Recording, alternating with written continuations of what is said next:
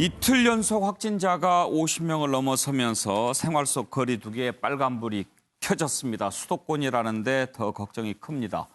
지금 상황 한번 살펴보죠. 관련된 녹취부터 들어봅니다. 부천 물류센터와 관련해서는 첫 확진 환자가 발생한 23일 이후 총 96명의 확진 환자가 발생하였습니다. 근무자와 방문객 4,351명 가운데 3,836명에 대한 검사를 실시하였으며 조만간 전수검사가 완료될 것으로 예상됩니다. 이에 따라 물류센터 근무자들 가운데 확진 환자는 조만간 모두 발견할 것으로 보이나 이 확진 환자들로 인한 지역사회의 연쇄 감염이 계속 나타나고 있습니다. 최근 일주간 지역사회 감염자 중에서 수도권의 환자가 차지하는 비중이 88.4%입니다. 최근의 주요 집단 발생 사례를 보면 클럽 및 주점, 노래 연습장, 종교 행사, 그리고 식당, 그리고 사업장, 그리고 학원 등에서의 집단 발병이 지속적으로 보고되고 있는 상황입니다.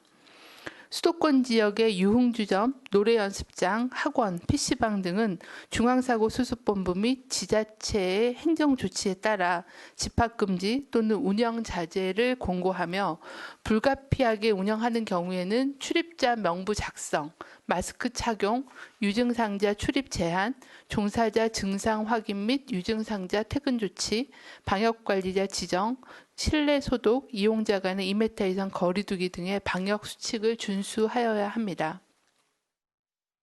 예, 가톨릭대학교 의과대학 미생물학교실의 백순영 교수 모셨습니다. 어서 오십시오. 네, 안녕하세요. 수도권입니다. 이제 정말 걱정인데 오늘 확진자들은 다 수도권이더라고요. 예, 그렇습니다. 전부 수도권이고요. 실제로 전체적으로 봤을 때 뭐 상당히 줄어드는 기미인 건 맞습니다. 예. 즉 어제만 해도 79명에서 오늘은 58명 이렇게 줄어들었는데 이것이 사실은 집단에서 발생하고 또 집단으로 넘어갈 확률이 굉장히 많았었는데 다른 물류센터, 즉 고향 물류센터로 가지 않았고요. 그다지 또 콜센터 여기서도 그다지 많이 나오지 않은 부분이 상당히 다행인 것은 사실입니다. 지금으로서. 예. 그런데 이번에 보니까 이 대응을 어떻게 하느냐에 따라서 차이가 많이 났더군요. 쿠팡은 대응을 아주 좀 아쉬운 부분들이 많았어요. 확진자가 나왔는데도 오후에 다 모이게 해서 이렇게 했는데 마켓컬리인가요? 거기는 이렇게 10시에 확진자가 나오니까 다 연락해서 나오지 않도록 하고 또 바로 폐쇄하고 그랬더라고요. 그렇죠. 우리가 지금 방역을 어떻게 하느냐 그 문제거든요. 생활 방역을 하면서 이 방역 책임자를 두게 되어 있었는데 그 부분이 굉장히 아쉬운 거죠. 어디선가 확진자가 나오는 것은 지금 어떻게 막을 수는 없는데 그 다음에 발생한 이후에 그 초기 대응이 굉장히 늦고 잘못돼서 이렇게 번지는 상황은 됐지만 또 그 다른 부분들을 보면은 콜센터 같은 데는 전에 벌써 면역 주사를 맞아서 지금으로서는 콜센터 같은 데서는 그렇게 많이 번지지 않는 것을 보면은 어디까지를 해야 우리가 이 방역을 할 수 있는지 그런 기준을 알 수 있을 것 같습니다. 지금 방역 책임자를 정하게 돼 있죠. 지금 법으로는 그렇게 돼 있거든요. 그럼 근데 대체로 누가 합니까? 그 회사 안에서 이제 예. 전문성이 있어야 되는데 그런 사람이 있을 수는 없기 때문에 실제로는 교육을 잘 시켜서 어떻게 대처해야 되느냐 하는 것들을 결정해야 되는데 실제로 방역 책임자가 그걸 결정할 수 있겠습니까? 우리 어렸을 때 학교 보면은 건물마다 방화 책임자, 정부 다 붙어 있었어요. 예. 그래도 그건 오래됐기 때문에 교육들이 잘 돼서 전문성이 생기고 예. 불이라는 확실한 것이 있는데 이것은 지금 모르는 사이에 어떤 확진자가 나왔다고 그래서 과연 그 직장을 폐쇄할 수 있는지 이 결정하는 단계가 아마 방역 책임자가 아닐 것이고 그 더 위에 경영진인 것이기 때문에 이런 문제가 지금 발생하는 것이거든요. 이 불보다 더 무서운 것 같은데 아니한 인식이 문제입니다. 지금 물류센터이기 때문에 많은 사람들이 혹시 배송하는 과정에서 감염이 일어나지 않을까 걱정하는데 그 부분은 크게 염려 안 해도 된다고 합니다만 이 확진자들의 신발 또 뭐 이런 부분에서 검출이 됐다는 소식은 좀 우리를 걱정하게 만듭니다. 그 발표 내용 한번 들어보실까요? 식당에 식사하는 과정, 또 흡연실에서의 흡연 과정 이런 것들에서 충분한 거리두기나 생활방역 수칙이 이행되지 않았을 가능성이 매우 높은 것으로 일단 파악을 하고 있고, 감염 경로도 그러한 생활방역 수칙의 사각지대에서 아마도 전파됐을 가능성이 있다고 일단은 판단하고 있습니다. 심지어는 환경검체와 관련해서 작업하는 모자라든지 또는 작업장에서 신는 신발 이런 것들에서 일단은 그 채취한 검체에서도 코로나19 바이러스가 검출된 것으로 일단 확인을 했기 때문에. 교수님, 이제 저런 부분 때문에 좀 걱정이 되거든요. 사실 저 환경검체라는 것은 모자나 이런 신발 이거보다도 표면들, 즉 작업장 안에 얼마나 바이러스가 있느냐 하는 것을 검사하는 게 중요하거든요. 그래서 예. 오늘은 그 얘기를 또 하셨어요. 실제로 작업장 안에 바이러스가 많이 있었다는 것인데 사실은 그 감염성은 거기서 조사는 되지 않습니다. 유전자를 조사하는 것이기 때문에 그 환경 안에 바이러스가 많이 전에 있었다. 그것이 감염원으로 작용했을 가능성이 굉장히 높다. 또 소독에 의해서 없어지지 않았다는 것을 지금 뜻하는 것이기 때문에 이런 것들은 지금 대규모 작업장인 경우에 있어서는 환경 샘플을, 환경 검체를 주기적으로 조사를 해야 될 필요가 분명히 있습니다. 차정 교수, 예. 요즘 이런 얘기가 있어요. 이제 쿠팡이 좀 잘 대처를 못한 부분이 있잖아요. 예, 예. 그런데 이번에 코로나 사태 와중에 쿠팡이 얼마나 돈을 많이 벌었습니까? 맞습니다. 그런데 이번에 상황을 들여다보니까 거기에서 일하시는 분들이 너무 힘든 분들이 많아요. 투잡, 쓰리잡 뛰는 네. 분들, 일용직 이런 분들인데 일을 못하게 됐잖아요. 네. 이제 쿠팡 부천 같은 네. 경우에는. 그러면 쿠팡 돈 많이 벌었으니까 그 고생하신 분들 좀 책임져라 이런 얘기도 나오더라고요. 그러게요. 그러니까 이제 앞으로 뭐 쿠팡이 어떤 식으로 대응할지는 지켜봐야 될 대목이긴 합니다만, 사실 지금 그 쿠팡이 이번 사실 코로나 사태에 어떻게 보면 좀 망해의 소득, 좀 기대하지 않았던 특수죠. 특수를 네. 좀 누렸던 측면이 분명히 있지 않습니까? 언컨택트 경제가 활성화되면서, 그러니까 비대면 경제가 활성화됨에 따라서 상당히 이 온라인 주문이 늘어날 수밖에 없는 것이고요. 실제 저희 집 같은 경우도 거의 매일 쿠팡에다가 물건을 주문할 정도이기 예. 때문에 매일 아침마다 이렇게 소위 말해 요즘은 쿠팡은 또 총알 배송이라고 해서, 그러니까 전날 그 11시 로켓 배송인데, 예, 로켓 요즘에는. 배송. 뭐 그렇죠. 로켓 총알도 아니고 로켓이죠. 예, 예. 로켓 배송을 하는데 문제는 이 지금 배송의 그런 속도감 때문에 너무 이렇게 경쟁이 치열해지다 보니까 사실 안전을 좀 도외시한 측면이 있다. 그리고 지금 로켓 배송을 하기 위해서는 아무래도 일손이 많이 예. 있어야 되니까, 그러니까 지금 이 단기 아르바이트식으로 하는 투잡, 서리잡을 뛰는 분들을 많이 모집을 했고, 이것이 또 새로운 하나의 경제 영상이라고 해서 사실 이 보도가 되면서 또 쿠팡이 더 뜨는 측면도 분명히 있었거든요. 근데 우리가 그 과정에서 쿠팡이 지금 일하시는 분들에 대한 이 여러 가지 그 방역의 문제를 소홀히 하고 있었다. 예. 오히려 수익의 문제에 더 염두에 두고 있었던 것이 아니냐는 그런 비판에서 자유로울 수가 없다고 한다면, 이 쿠팡의 그런 이 로켓 배송의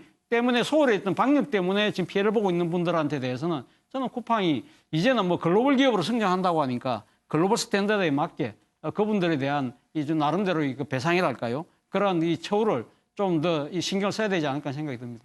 예, 정말 방역 수칙 지키는 게 정말 중요합니다. 이 코로나19 잔인하고 영악하고 고약하고 조금만 빈틈 보이고 방심하고 그러면 치고 들어오는 게 코로나 바이러스더라고요. 자, 두 가지 좀 짚어보겠습니다. 이런 상황에서 사회적 거리두기 이제 좀 다시 생활 속 거리두기에서 바뀌어야 되는 거 아니냐 이런 의견들이 나오고 있습니다. 일단은요. 수도권의 공공 다중이용시설은 6월 14일까지 운영 중단 조치가 내려졌습니다. 부처는 벌써부터 강화된 사회적 거리두기로 들어갔고요. 등교 어떻게 할 거냐. 일단 교육부는 전면 등교 연기는 하지 않는다라고 하는데 학부모들 얼마나 두렵겠습니까? 요즘 또 여의도도 그렇고요. 학원에서 이렇게 감염된 사례들이 나오니까요. 관련된 녹취 들어보죠. 지난 5월 6일부터 시행하고 있는 생활 속 거리두기가 중대한 도전에 직면했습니다. 설마 하는 방심이 수도권 시민들의 안전을 위협하고 있습니다. 정부는 어제 긴급 관계장관 회의를 열어 수도권을 대상으로 국민들의 외출과 모임 자제 권고, 공공시설 운영 중단, 학원 PC방 집합 제한, 불효 불급한 공공행사의 취소 연기 등 방역 강화 방안을 결정했습니다. 왜 생활 속 거리두기를 지키는 것처럼 얘기하면서 사회적 거리두기를 하라고 얘기하시는 부분인지는 오히려 솔직해야 된다고 생각하거든요. 커뮤니케이션에서는. 예. 일단은 지금 사회적 거리두기 시작할 때가 맞다라고 얘기를 하고 그 부분에 있어서 다만 몇몇 영역 같은 경우는 생활 속 거리두기를 해서 유지가 돼야 되는 부분들. 학교는 등교 수업을 어렵게 했고 특히 고3들은 중요하니까 일단은 그쪽은 유지하되 나머지 영역들은 사회적 거리두기 돌아갈 때입니다. 라고 솔직히 얘기했던 게 낫지 않았을까 생각이 든다는 거죠. 우선 수도권 지역에 대해 정부 차원의 강화된 방역 조치가 시행되는 기간 동안 수도권 소재 유초 중고등학교 및 특수학교는 학교 내 밀집도를 최소화하도록 해야 합니다. 원칙적으로 고등학교는 전체 학생의 3분의 2 이내, 유치원과 초중학교 및 특수학교는 전체 학생의 3분의 1 이내만 등교합니다. 기존 학교급별, 학년별 등교수업 개시 일정대로 등교수업을 진행하되 시도별 여건에 맞게 원격 수업과 등교수업을 병행하여 제시된 학교 내 밀집도 기준을 준수해야 합니다. 예, 교수님 학교 전에 거리두기 어떻게 해야 할까요? 거리두기가 지금 문제죠. 예. 결국 학교에서 전부 다 개학을 했을 때 가능할 것이냐 해서 지금 거리두기를 유초중 경우 3분의 1만 등교하는 걸로 지금 완화를 했거든요. 그렇지만 고등학교는 또 3분의 2예요. 이게 예. 좀 위험한 부분이 있는 것이 이 조용한 전파라는 것이 학교 안에서 증폭이 되는 것이기 때문에 우리가 알 수 없는 상황이거든요. 그래서 지금 이 주일은 좀 더 보면서 결정하라는 것이 좋을 것 같은데 예. 일단 한다고 그러면은 일단 3분의 1이라도 줄인 것은 좋고 또 이것을 얼마나 융통성 있게 잘 진행을 할 것인지 그 부분이 더 어떻게 하느냐 하는 것이 더 중요할 것 같습니다. 거리두기를 어떻게 했으면 좋겠냐고요? 거리두기라는 것은 그 학교 안에서의 거리두기. 생활 속의 예. 거리두기를 다시 사회적 거리두기로 강화해야 된다라는 것에 대해서. 그 부분은 실제로 강화한다고 그래서 의미가 있겠습니까? 수도권인 경우에 있어서는 결국은 사회적 거리두기로 바뀐 것이거든요. 예. 그럼 전국을 사회적 거리두기로 바꾼다고 그래서 이것을 조이는 것은 그다지 선언적 의미 이외에는 전국적으로는 별로 의미는 없어 보입니다. 예. 그런데 이제 그 전에 생활 속 거리두기로 바뀌기 전에 규제들이 있었지 않습니까? 예를 들어서 뭐 공공시설 같은데 도서관도 문 닫고. 근데 지금 이제 풀어졌잖아요. 그걸 다시 닫는다면 불편해도 방역에 효과가 있을까요? 지금은 수도권인 경우에 있어서는 도로 돌아간 것이거든요. 실제 공공에서 예. 할 수 있는 건 다 한 것이고 그 이외의 지역에서까지 지금 할 필요는 없다고 생각을 합니다. 학교는 지금 일단 그냥 간다라고 하는 건데 이런 상황에서 불안하거든요. 근데 뭐 지금 방법이 없지 않습니까? 지금 상황이 그대로 유지만 된다면은 또 추세가 줄어만 든다면은 생활 방역으로 가고 학교는 개학하는 것으로 했기 때문에 이것을 유지를 해야 되지만 학교 안에서의 지금 여러 가지 문제점들이 분명히 나오고 있거든요. 에어컨이라든지 마스크라든지 이것들이 완전히 다 해결된 상태도 아니고 또 학생들이 시간을 너무 오래 있는 것 같아서요. 특히 예. 점심시간 쉬는 시간을 뭐 거의 없앤 학교도 있다고 그러더라고요. 아예 수업 시간에 화장실 갈 수 있게 하고 전체를 다 하나로 묶어버리게 되면은 오히려 거리두기가 더 가능할 수 있다. 즉 쉬는 시간에 아이들이 밖에 나가서 마스크를 벗는다 할지라도 모여서 얘기를 하지 2m 거리 두고서 마스크 벗을 수는 없는 상황이기 때문에 이런 것들이 잘 지켜지기 어려운 부분들이 너무 여러 가지가 있어요. 그래서 지금 상황으로서는 잘 하되 어떻게 하면 융통성 있게 지역의 특성에 맞게 더 잘 진행을 하느냐가 중요할 것 같습니다. 일단 6월부터는 마스크 오부제도 이제 좀 풀리게 되지요. 어느 요일에 가도 살 수 있게 되는데 발표 내용 잠깐 들어보시죠. 마스크 구매 편의성 제고를 위해 6월 1일 다음 주 월요일부터 요일별 구매 오부제를 폐지합니다. 지금까지는 출생 연도에 따라 정해진 요일에 공적 마스크를 구매할 수 있었으나 6월 1일부터는 출생 연도와 상관없이 마스크를 구매할 수 있습니다. 다만 공평한 구매를 위하여 마스크 중복 구매 확인 제도는 계속 유지됩니다. 정부는 수급 상황을 고려해 국민 불편을 최소화할 수 있도록 공적 마스크 제도를 지속적으로 개선해 나가겠습니다.